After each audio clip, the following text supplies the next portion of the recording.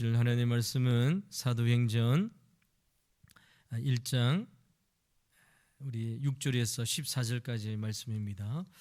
사도행전 6장 1절에서 14절까지 말씀, 신약성경 187페이지 사도행전 1장 6절에서 14절까지 말씀을 우리 한 절씩 교독하도록 하겠습니다.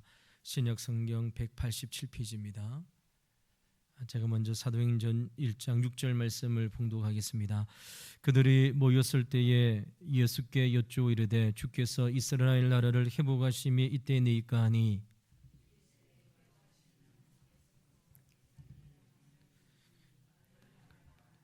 오직 성령이 너희에게 임하시면 너희가 권능을 받고 예루살렘과 온 유대와 사마리아와 땅끝까지 이르러 내 증인이 되리라 하시니라.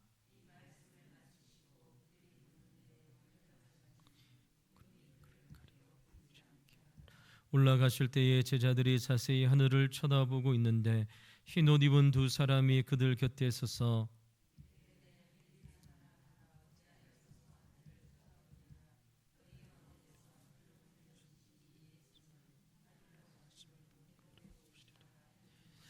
제자들이 감난원이라 하는 산으로부터 예루살렘에 돌아오니 이 산은 예루살렘에서 가까워 안식일에 가기 알맞은 길이라.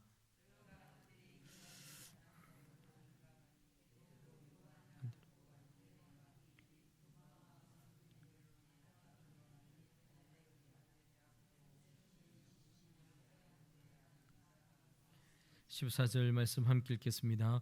여자들과 예수의 어머니 마리아와 예수의 아우들과 더불어 마음을 같이하여 오로지 기도에 힘쓰더라.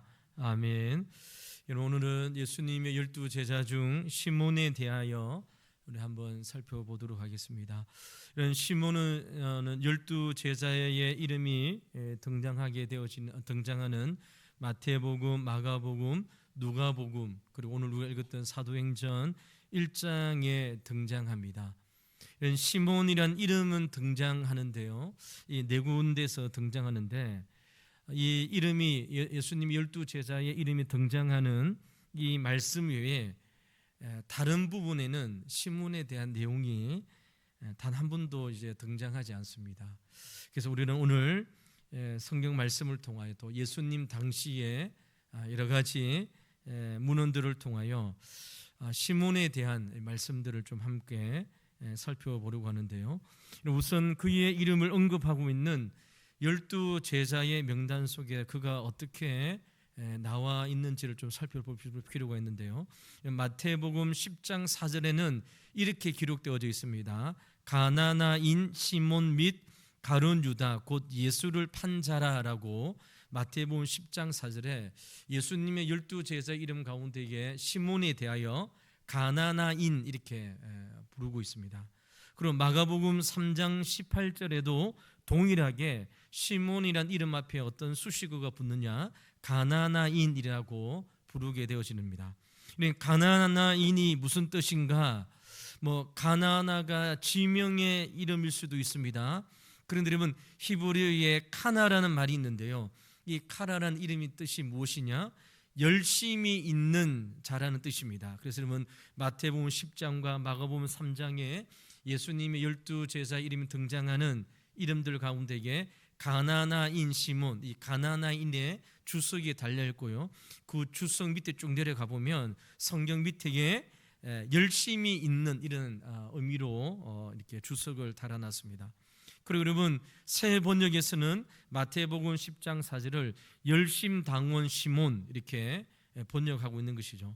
여러분, 누가복음에는 이 사실을 좀 더 명확하게 설명하고 있는데요. 누가복음 6장 13절에서 15절 말씀에 보면 예수님의 12제자의 이름이 등장하는데요, 그 말씀을 제가 한번 읽어보겠습니다. 누가복음 6장 13절과 15절 말씀입니다. 밝음에 그 제자들을 부르사 그 중에 12를 택하여 사도라 칭하셨으니 곧 베드로라고도 이름을 주신 시몬과 그의 동생 안드레와 야고보와 요한과 빌립과 바돌로메와 마테와 도마와 알페오 아들 야고보와 셀롯이라는 시몬과 야고보의 아들 유다와 예수를 판 자가 될 가룟 유다라라고 말씀하고 있습니다. 이런 이 누가복음에는 이러면 시몬에 대하여 셀롯이라는 그러한 수식어가 붙고 있는데요. 셀롯이 무슨 뜻이냐? 열심이라는 뜻입니다. 그래서 여러분 그를 열심당원이라고 사람들이 이야기를 하게 되시는데요. 이런 마태복음, 마가복음, 누가복음 그리고 오늘 본문에 나와 있는 이런 사도행전을 통해 볼 때에 시몬이라는 사람의 특징이 무엇이냐? 그는 열심당원이었다. 이런 사실을 셀롯이라는 가나나인이라는 뜻을 통해서 우리가 알 수 있는 것이죠. 여러분 예수님 당시 유대 사회에 크게 네 가지 그룹이 있었습니다. 첫 번째 그룹이 무엇이냐? 바리새파입니다. 우리 성경에 보면 바리새인들이라고 등장하잖아요. 이때 예수님 당시에 유대 사회를 형성하던 중요한 네 그룹 중에 하나입니다. 이런 바리새인들은 하나님의 율법인 토라를 지키고 또 해석하는 일에 엄청난 열정을 가졌던 파가 무엇이냐? 바리새의 파입니다. 이러는 종교적으로 일종의 근본주의자들에 속하는 것이죠. 그들은 율법을 잘 지키는 일에 매우 관심이 많았지만 정치적으로는 상당히 무관심해서 로마 사람들이 자신들을 직접적으로 괴롭히지 않는다면 그들과 싸우지 않는 그런 정치적으로 로마와 이렇게 관계를 유지하고 지냈습니다. 이런 두 번째 그룹이 있습니다. 예수님 당시에 유대 사회를 형성하는 두 번째 그룹이 사두개파입니다. 그럼 우리 성경에 보면 사두개인이란 사두개인들이 등장하게 되어지는데요. 부활을 믿지 않는 사람들. 그래서 여러분 부활도 영 그리고 천사도 믿지 않는 예수님 당시에 한 부류가 있었는데 사두개파입니다.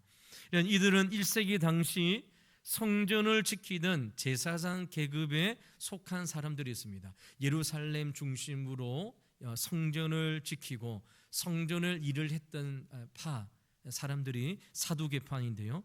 그런 이름은 성전을 지키는 부류에 속한 사람들이 있는데요. 종교적으로는 굉장히 자유주의에 속한 사람들이었습니다. 성경을 문자 그대로 믿지 않고 멋대로 해석하는 사람들이었죠. 그래서 여러분 성경에 있는 기적과 관련된 내용들은 다 부인하고 믿지 않았던 사람들이었습니다.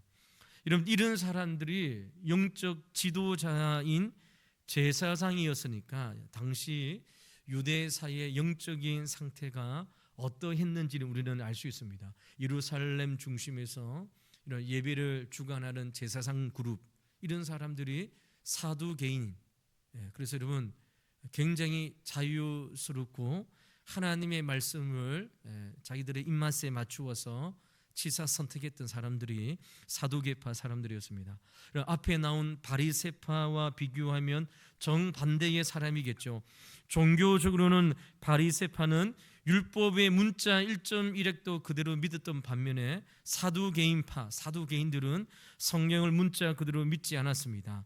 안 믿는다고는 하진 않았지만 적당히 자기들 마음대로 해석하면서 성경에 나오는 기적에 있는 부분, 구약에 나오는 기적의 부분들을 믿지 않았던 것이죠. 그리고 그러면 사두개파는 정치적으로는 친로마적인 성격을 가지고 있었습니다. 상류 계층에 속한 사람들이기 때문에 이런 이스라엘을 지배하고 있는 로마와 대립되는 관계가 아니라 로마에 붙어서 기득권을 누리던 자들이 바로 사두개파, 사두개인들이었습니다. 세 번째 그룹이 있는데요. 예수님 당시에 성경에는 나오진 않지만 성경 이외의 문서를 통해서 매우 다양하게 기록되어 있는 에세네파가 있었습니다. 에세네파. 이런 금욕주의의 신앙의 삶을 살아가는 자들인데요. 이런 경건을 추구하고 욕심을 절제하며 살아가는 그러한 그룹이었습니다. 그리고 그러면 메시아에게만 소망을 두고 메시아의 오심을 대망하며 살아갔던 분파가 에세네파인 것이죠. 많은 사람들이 우리 공관복음서에 나오는 세례 요한이 바로 에세네파 출신이었다라고 많은 사람들이 이렇게 이야기합니다. 광야에서 약대 트로옵스를 입고 메시아를 기다리는 모습이 에세네파에 속했던 사람이라고 이렇게 이야기하는 것이죠. 이런 에세네파 사람들은 사회적으로 격리가 되어서 광야로 나가서 함께 공동체 생활을 하면서 지냈던 파가 부류가 바로 그룹이 에세네파 사람들이었습니다.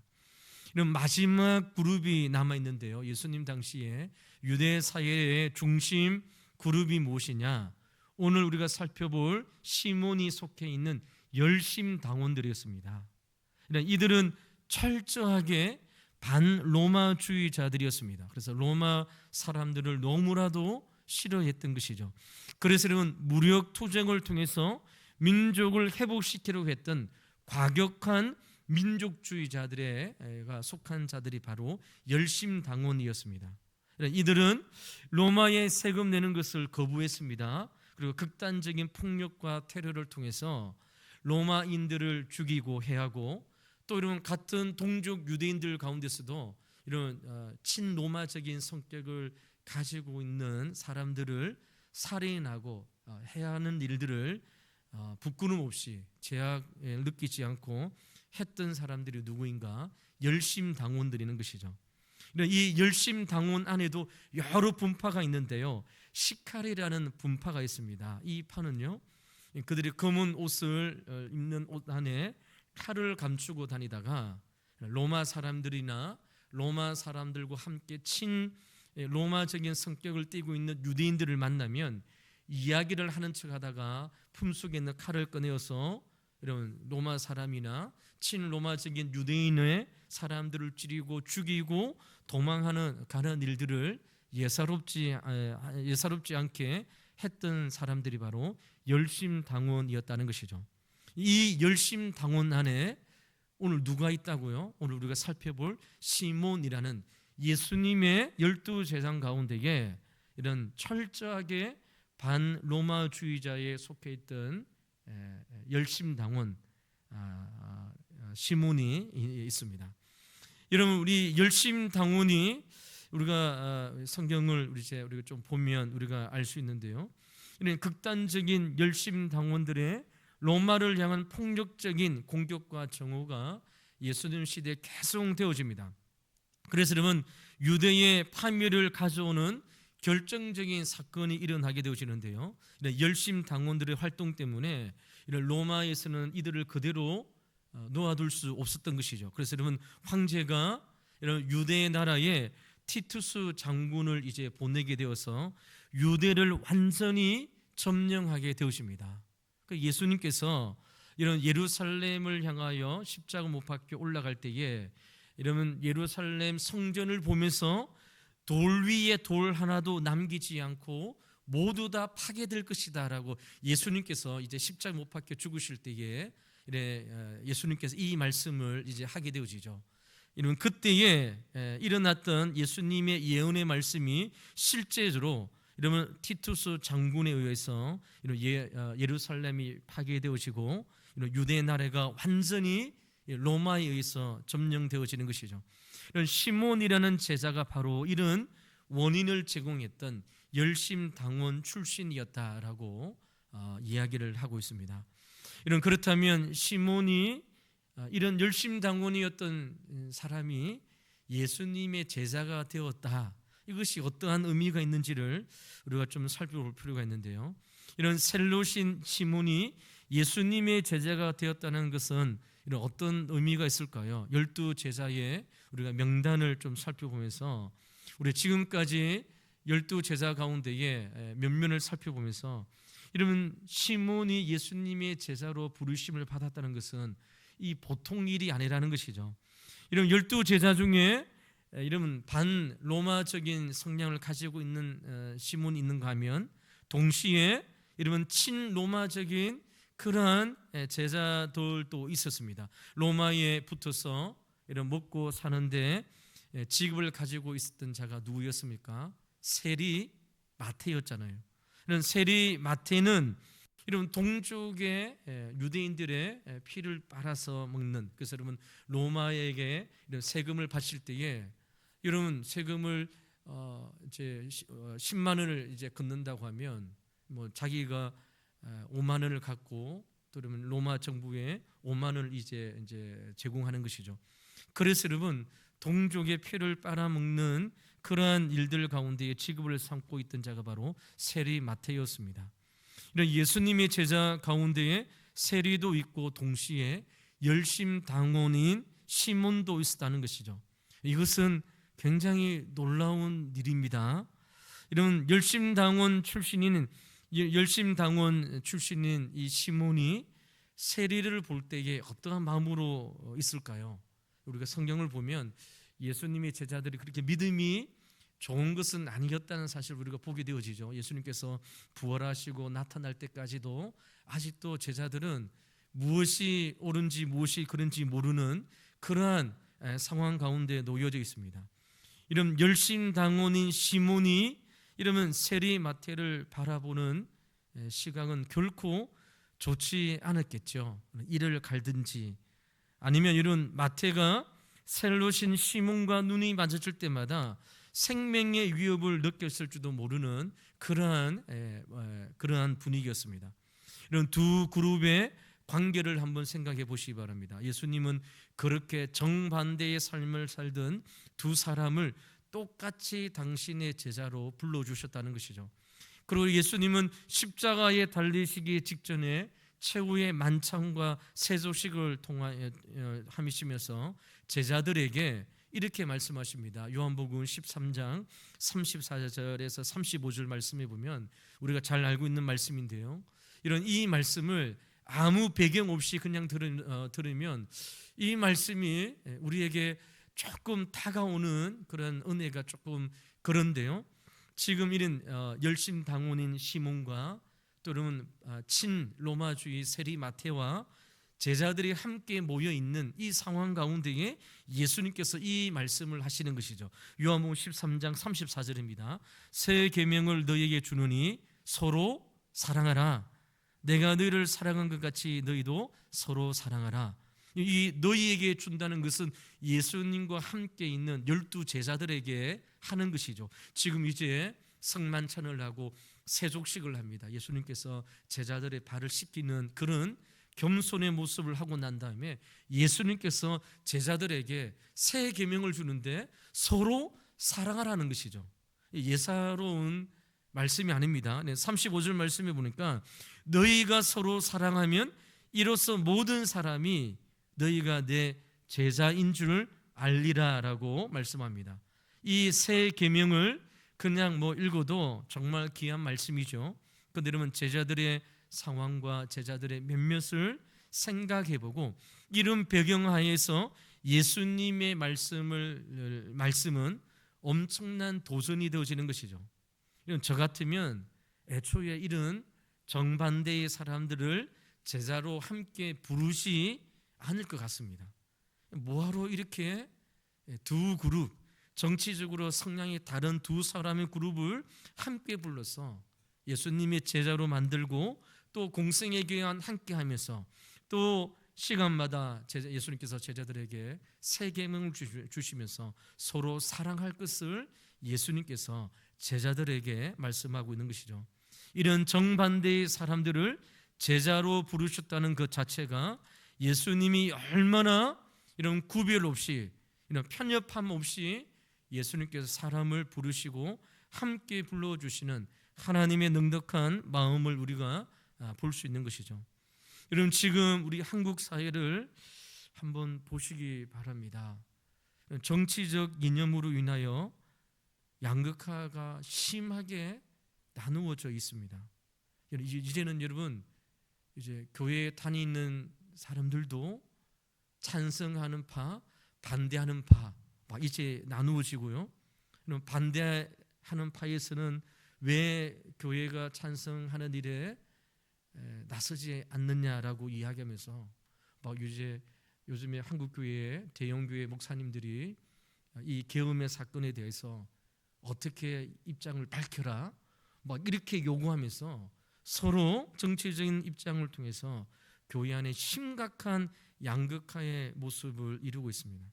같은 사건을 놓고도 한쪽은 무조건 옳다고 하고 다른 한쪽은 무조건 틀렸다고 합니다. 근데 이 중간에 있는 사람들은 또 여러분 양비론이라고 하지요. 이게 이것도 아니고 저것도 아니다.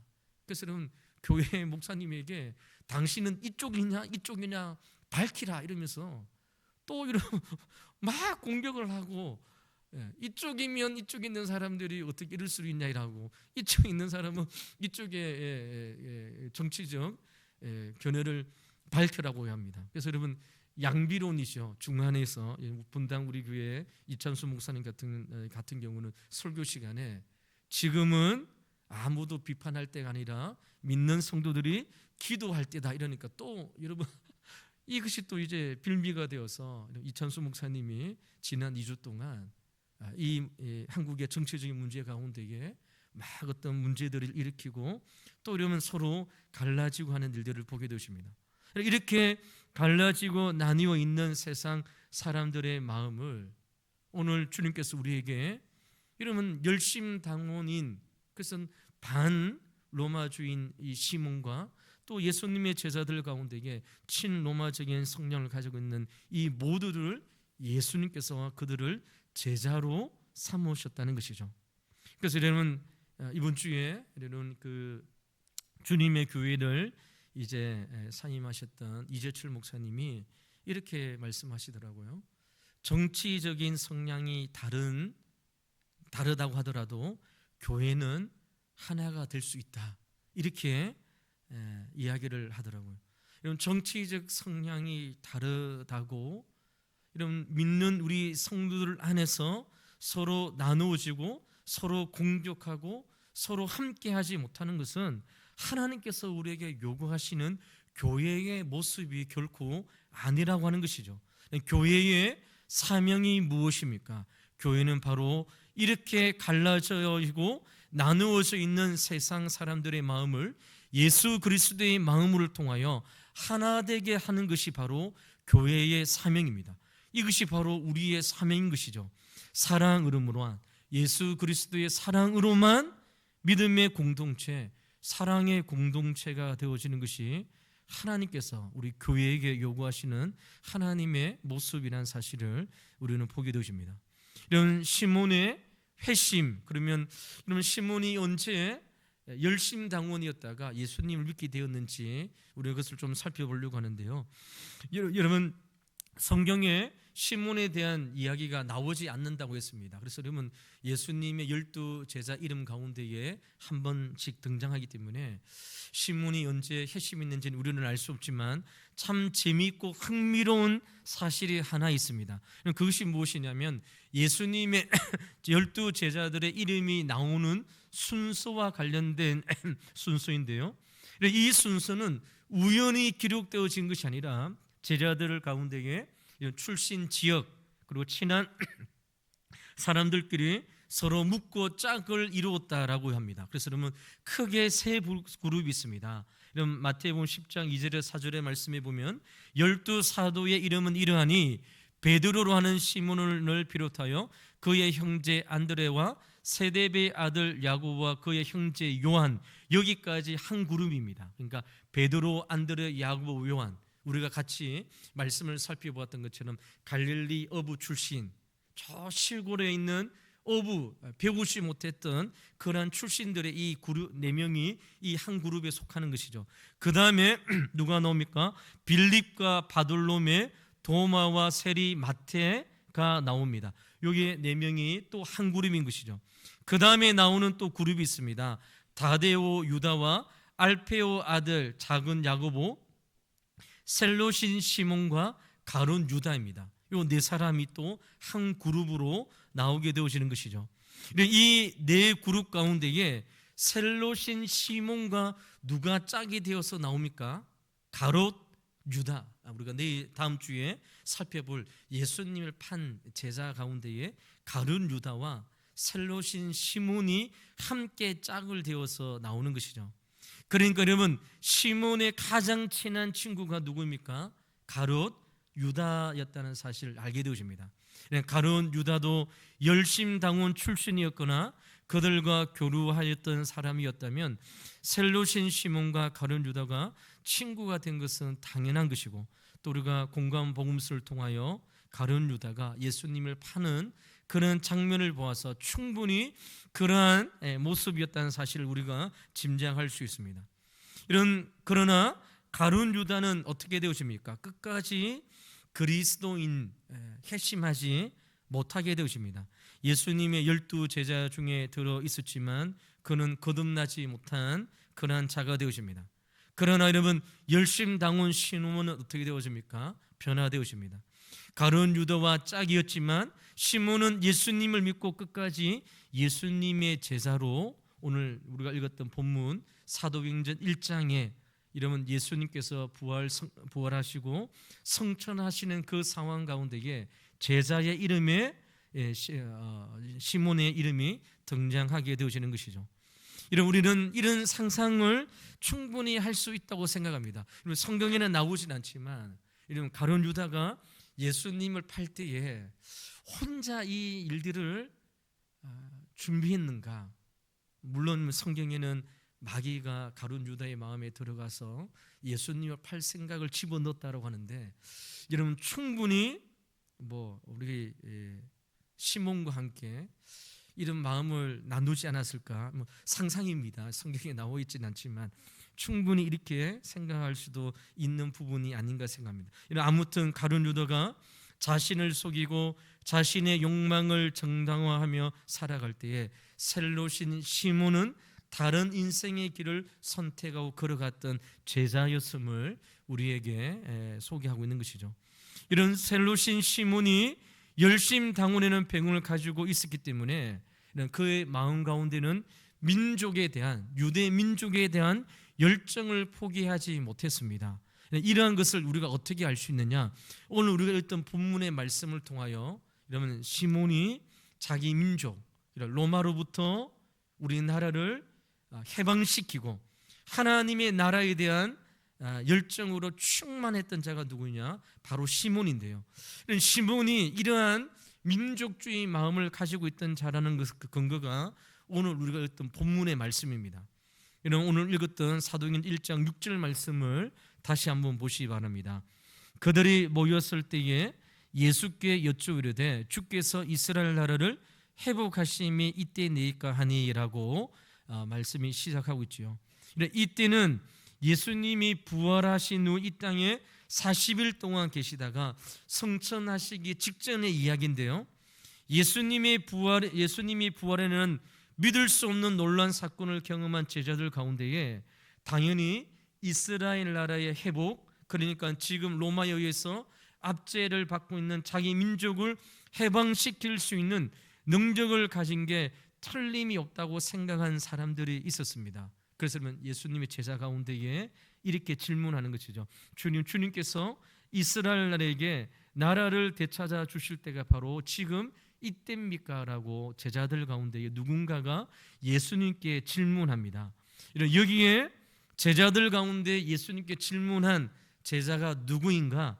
성경학자들은 예수님의 12 제자 가운데에 우리가 지금 살펴보고 있는 셀롯인 시몬이 아마도 예수님에게 이러한 질문을 했다라고 추측을 합니다. 충분히 그럴 가능성이 있는 것이죠. 이스라엘 나라가 로마의 압제에 있습니다. 식민지로 있습니다. 우리 이 이스라엘 나라가 빨리 해방이 되어야 되잖아요. 그런데 여러분 12 제자 가운데에 반로마적인 성향을 가지고 있는 셀롯인 시몬이 예수님께 이스라엘 나라의 회복이 이때입니까? 라고 질문할 수 있는 것이죠. 충분히 그럴 만합니다. 이런 질문은 여러분 자기 민족에 대한 의식과 집착을 가진 사람이 예수님께 할 수 있는 것이죠. 이때 예수님께서 무엇이라 대답합니까? 7절 말씀입니다. 이르시되 때와 시기는 아버지께서 자기 손에 내려두셨으니 너희가 알 바 아니요라고 말씀합니다. 이스라엘 민족의 회복의 때 그것은 하나님의 섭리와 계획 가운데 있다는 것이죠. 그것보다 제자들이 먼저 관심을 가져야 될 중요한 일들이 있습니다. 그것이 무엇입니까? 8절 말씀이죠. 오직 성령이 너희에게 임하시면 너희가 권능을 받고 예루살렘과 온 유대와 사마리아와 땅끝까지 이르러 내 증인이 되리라 하시니라 라고 말씀합니다. 너희는 여기서부터 시작해서 땅끝까지 다니며 예수 그리스도의 복음, 예수님이 십자가에 못 박혀 죽으시고 다시 부활하셨다는 사실을 정인으로서 증거하는 일들을 먼저 해라는 것이나, 너희가 할 일은 온 세상에 다니며 복음을 전하는 것이라고 예수님께서 말씀하는 것이죠. 이것이 하나님의 나라를 이 땅에 실현시키는 일임을 예수님께서 제자들을 앉혀놓고 지금 하고 있는 것입니다. 여러분, 1장 3절의 말씀에 보면, 우리가 읽지는 않았지만 예수님께서 부활하신 후 40일 동안 제자들에게 여러 번 나타나셔서 하나님의 나라의 일들에 대하여 예수님께서 제자들에게 가르치십니다. 부활하신 예수님은 하나님의 나라의 일을 한참 이야기하는데, 제자들은 지금 어떤 생각을 가지고 있습니까? 하나님의 나라에 대하여 생각하는 것이 아니라 자기 나라, 이스라엘 나라만 생각하는 것이죠. 시야가 좁은 것입니다. 어떻게 되든 유대 땅만 빨리 회복되어지고 우리 민족만 로마로부터 회복되어지는 이 민족적인 구원에 대하여 관심을 가지고 있는 제자들인 것이죠. 여러분, 자기의 나라를 위한 것은 좋은 일입니다. 그러나 여러분, 이 세상이 시끄럽고 복잡한 이유가 무엇일까요? 자기 나라만 중요하게 여기고 남의 나라는 중요하게 여기지 않기 때문에 이 세상이 끊임없는 전쟁 소용 가운데 있는 것이죠. 같은 나라 안에서도 싸우는 이유가 무엇일까요? 자기 편은 중요시하고 상대편은 경시하기 때문에 같은 나라 안에서도 끊임없는 싸움과 전쟁이 일어나게 되어집니다. 그런데 여러분, 하나님의 나라는 무엇일까요? 하나님의 나라는 한국에만 임하는 것이 아니고 미국에만 이루어지는 것이 아니라 이런 그리스도의 복음이 전해지는 모든 곳에 하나님의 나라가 임한다는 것이죠. 여러분, 민족적인 여러분, 이스라엘의 나라가 단순히 회복되어지는 걸 넘어서 예수님께서는 지금 제자들에게 하나님의 다스림, 하나님의 통치, 하나님께서 가는 곳곳마다 예수 그리스도의 복음을 통하여 하나님 앞에 예배 드리시고 하나님의 주권을 인정하는 하나님의 나라에 대한 개념을 예수님께서 제자들에게 말씀하고 있는 것이죠.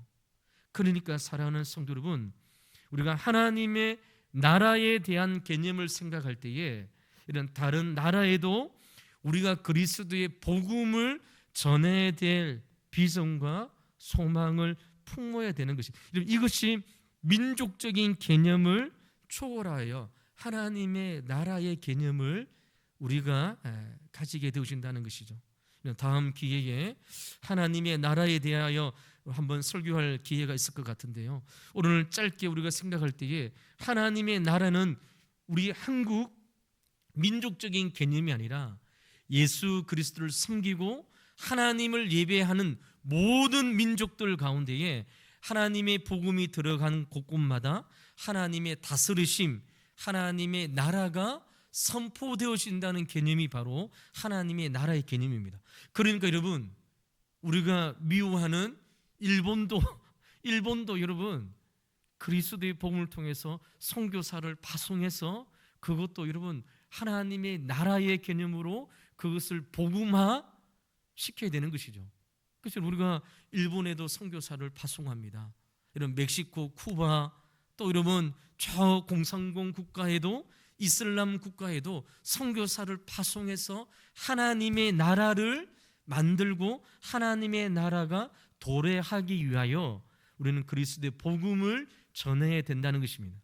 이런 셀로신 시몬은 주님의 말씀을 진지하게 들으면서 오늘 우리가 읽었던 이 본문의 말씀 가운데에 이런 성령이 임하고, 그리고 그러면 예수님의 12 제자의 이름이 기록되어 있는 이 이름 가운데에 성령의 충만을 받고, 이러면 유대 중심, 자기 민족주의 중심의 이 개념에서 극복되어지고 하나님의 나라의 비전을 갖고 가는 곳곳마다 그리스도의 복음을 전하는 사명을 감당하게 되어집니다.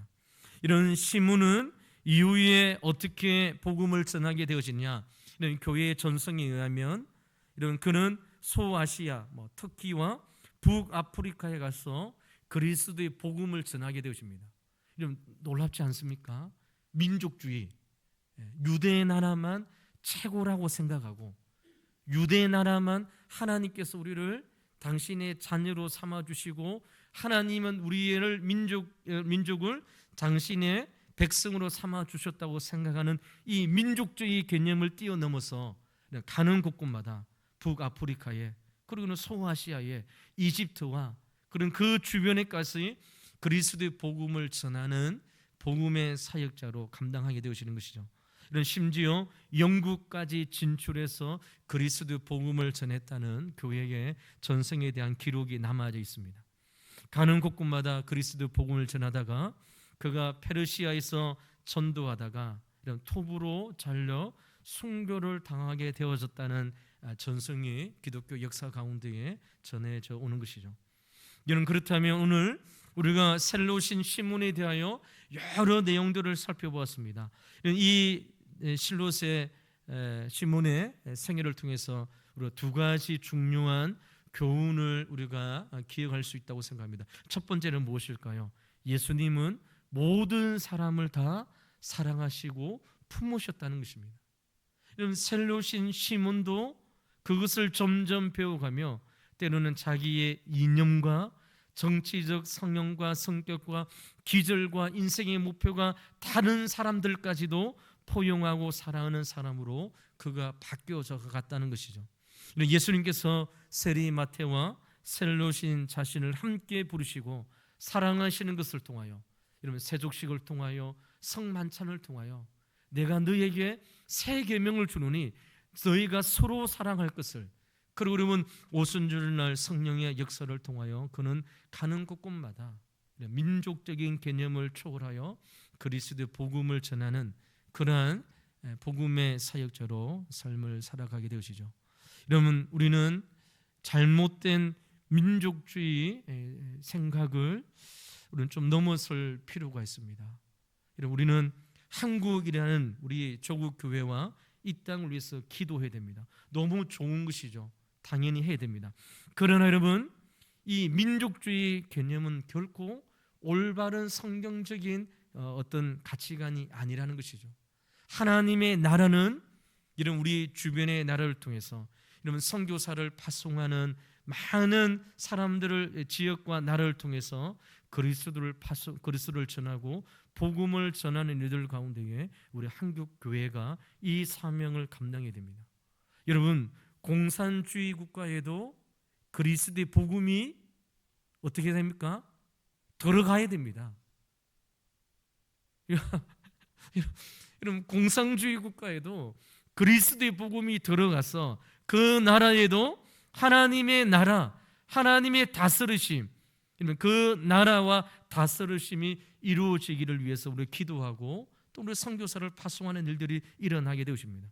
제가 전에 사역하는 교회에서 중국에서 사역을 하는 선교사님이 심한 종교적인 박해를 통해서 중국의 사역을 모두 다 접고 잠시 한국으로 들어온 우리 선교사님이 있었습니다. 그래서 그러면 그 선교사님이 이제 청년부를 맡아서 다음 이제 중국의 핍박이 이제 약해질 때까지 국내 사역하다가 다시 중국으로 들어가서 중국에 있는 삼자 교회는 중국 정부가 인정한 교회잖아요. 그 교회 말고 이러면 중국에 있는 사람들이 목회하는 곳을 통해서 그곳에서 여러분 그리스도의 복음을 전하고 지역에 있는 사람들을 훈련시켜서 중국 사람들에게 복음을 전하는 일들 가운데에 훈련되어지고 이러면 사역되어지는 사람들을 훈련하는 그러한 선교사님도 있었습니다. 그 일들을 위해서 하는 것이죠. 여러분 이슬람권에도 우리는 선교사를 파송하여 이슬람권에 하나님의 나라가 임하게 되어질 것을 우리는 위해서 기도하고 함께 해야 된다는 것이죠. 그러므로 사랑하는 성도 여러분, 예수님께서 모든 사람들을 다 사랑하셨던 것처럼 우리도 여러분 모든 민족의 개념을 뛰어넘어 하나님의 나라의 개념으로 타인을 바라보고 함께하는 것이 우리의 주어지는 오늘 교훈이 있는 것을 우리 말씀을 통하여 깨닫게 되십니다. 두 번째로 이런 이 셀롯인 시몬을 통하여 우리가 받게 되어지는 도전은 무엇입니까? 열정적인 전도의 사명입니다. 예수님을 만난 이후 셀롯인 시몬은 자기 민족을 향한 열심에서 예수님을 전하고 예수님의 사랑을 다른 민족에게까지 전하는 그러한 인생을 바쳤던 사도로 우리에게 전해지고 있습니다. 이런 좁은 자기 민족을 벗어나는 것은 결코 쉬운 일이 아닙니다. 그런데 여러분, 그는 전 생애를 바쳐 그리스도 복음을 전하고 또 자신을 위한 열심에서 진정한 그리스도의 열심을, 복음을 향한 열심으로 한평생 믿음의 삶을 살아갔던 제자가 바로 시몬이라는 사실을 우리에게 말씀하고 있는 것이죠. 우리에게도 중요한 것 같습니다.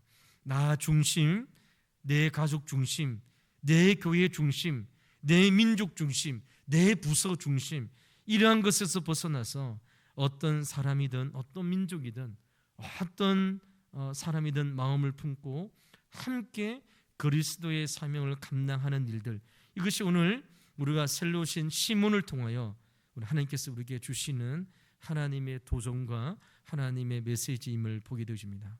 사랑하는 성도 여러분, 말씀을 마치도록 하겠습니다.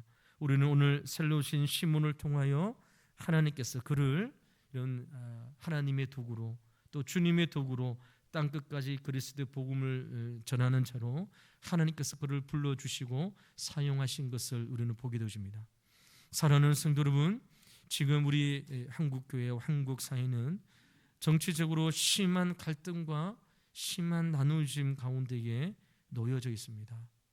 여러분, 제가 우리 왕도교회 이제 부임해서 설교할 때에 설교 가운데에 쿠바라고 하는 공산주의 국가죠. 거기에 대한 이 설교 시간에 이야기를 한 적이 있습니다. 쿠바, 혹시 기억하시는 분이 있을지 모르겠지만 쿠바라는 나라가 공산주의자지만 공산주의 국가가 이러면 사람들한테 또 국민들한테 자국어를 교육시킬 때에 가르치는 단어가 있다고 했습니다. 그래서 TV에 사랑이라는 단어, 겸손, 존경 이런 단어를 늘 이제 TV에 보여주면서 이런 어떻습니까? 쿠바라는 민족의 사람들이 어릴 때부터 존경과 사랑 이러한 단어들을 먼저 배운다고 했습니다.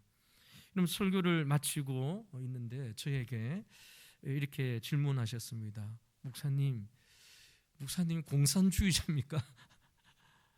설교 시간에 공산주의 쿠바에 대한 이야기를 하십니까? 이렇게 질문을 하시더라고요. 그래서 그게 무슨 뜻인가요? 이렇게 이제 제가 도리어 물어봤습니다.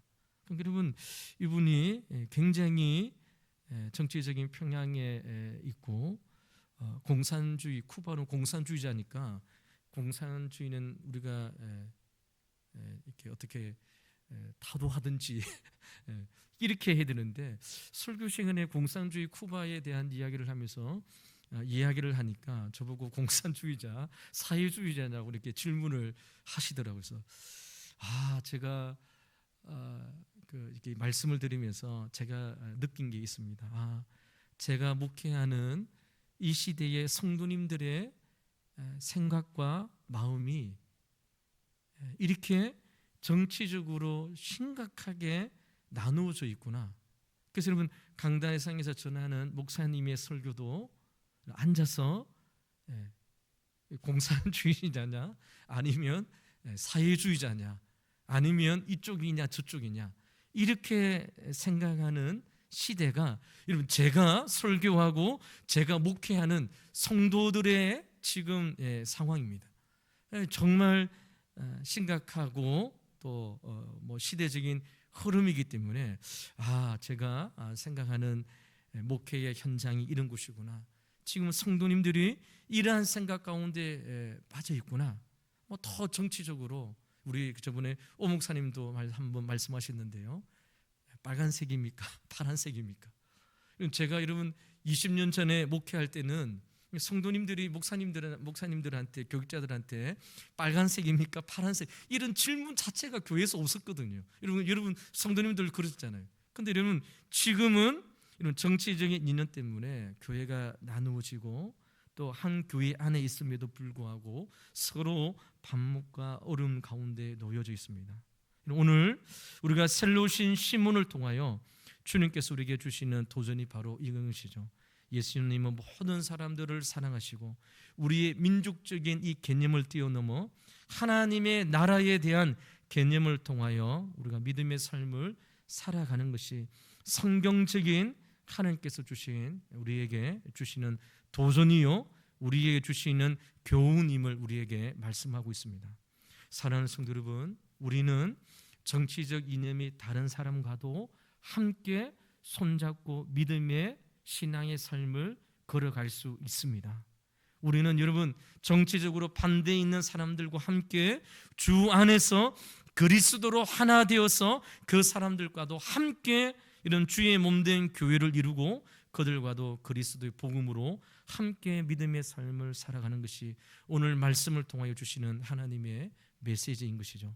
우리의 교회가 이런 일들 가운데에 힘써 감당함으로 여러분 우리가 하나님의 나라의 소망을 품고 주님의 몸된 교회 그 누구와도 함께 하나님의 나라의 비전을 꿈꿀 수 있는 우리 왕도 교회가 될 수 있도록 우리 자신과 우리 교회를 위해서 기도하며 소망하는 우리 사랑하는 성도들의 삶이 되시기를 주 이름으로 간절히 축원을 드립니다.